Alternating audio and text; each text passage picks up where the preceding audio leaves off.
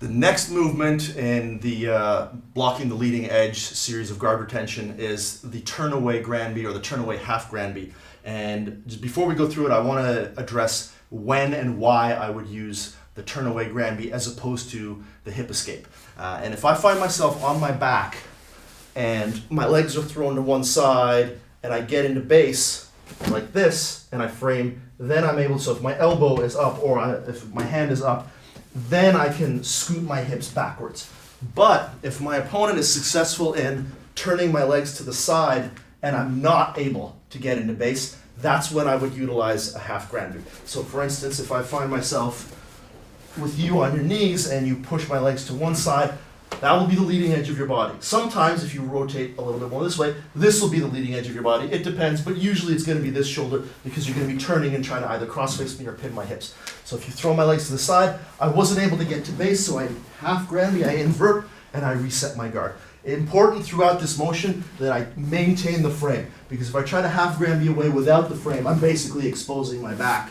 So the frame enables me to manage the distance while I recompose my hip angle, and then I again want to reestablish some kind of frame, grip, etc. to play guard maintenance.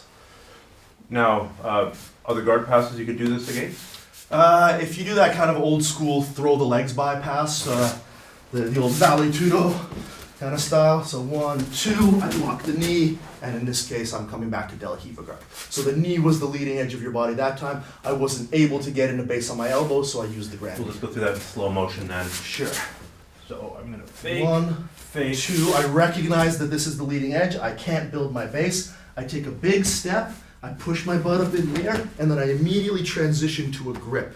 Because for the same reason as before, once I release the frame, I need to make sure that I'm attaching myself to you to play the guard effectively.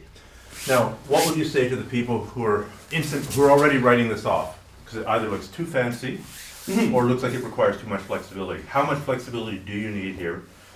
And how much skill do you need to pull this off? The amount of skill is, I would say, skill is relative to how much time you invest in it. I didn't learn to Granby until I was many years into my jiu-jitsu career. I teach all my white belts to Granby.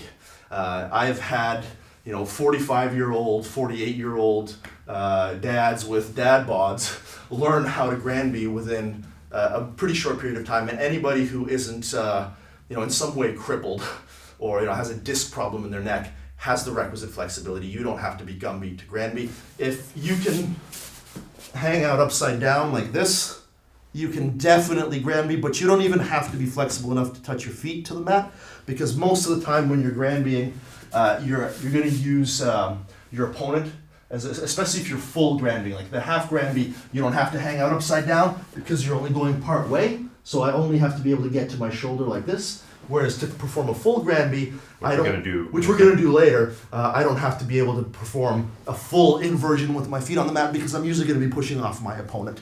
So I would say that the skill requirement is one that, as long as you learn the Granby early, and I teach Granby rolls in the intro session that I make all my students take before they start training with us. I believe it's that important. Literally every single high-level guard player uses the Granby. Every single elite grappler uses the Granby. To me, that makes it a fundamental movement. So I would say the skill level is, it's up to you to develop it. And as far as the flexibility level, it's between jack and shit and jack left down.